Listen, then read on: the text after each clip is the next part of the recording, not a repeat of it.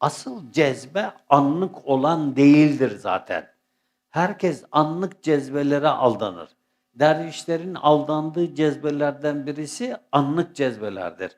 O anlık bir cezbe, kalbinde bir titreme oldu, kalbinde bir uyanma oldu, kalbinde bir ilahi bir ilham oldu. Bir anlık bir şey geldi kalbine, bir anlık bir şey gelince o derviş ona kanar, onu kanıp da aldanır, aldanınca da orada kalır. Öyle değil. Cezbenin hakikati kalpte tecelli edip kesilmeyenidir. O uykuda da cezbelidir. Uykuda da kalbi devam eder.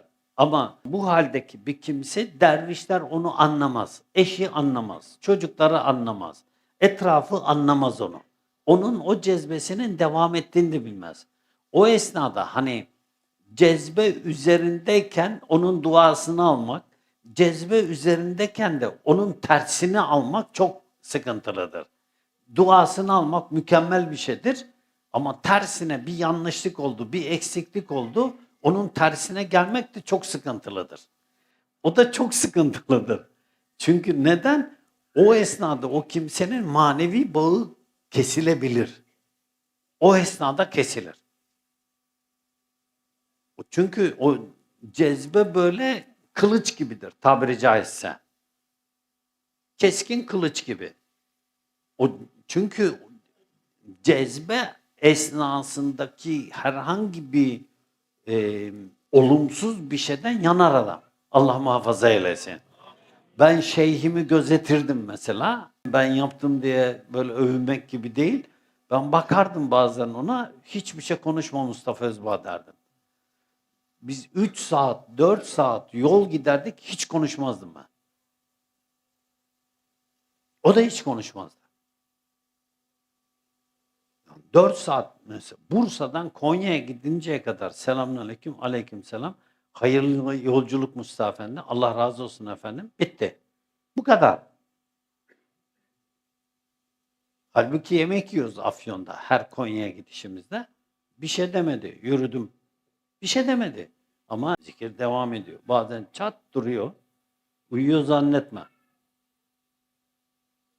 Bir gün çünkü öyle kaldı, çat dedi, durdu. İyi. Ondan sonra ben biraz arabaya yüklendim. Hani uyuyor noktasında. Mustafa Efendi çok hızlı gitme dedi. Kaldım. Dedim tamam, uyumuyor. Bu ilk zamanlar onu tespit ettim. Onu uyuyor olarak görme. O esnada o bir tecelliyata e, perde oluyor. Ona takılıyor gidiyor. İnsan öğreniyor sonra. O esnada bir bakıyorsun alınıyor, satılıyor, gidiliyor, geliniyor. O esnada uyuyormuş gibi oluyor. Çat kalıyor. Bu genelde cezbenin devamiyeti pir seviyesinde olanlardadır. Böyle şataat gibi olacak, bu sohbeti bir yerde okuyamazsınız. Ben öldükten sonra anlayacaksınız bunları. Şimdi de bu tarafı var. O pir seviyesindeki zatlarda cezbe daimidir. Kesilmez. Onların kalbi cezbeleri kesilmez. Dışarıdan bakarsın sakin, içi okyanus gibi. Durmaz durduğu yerde.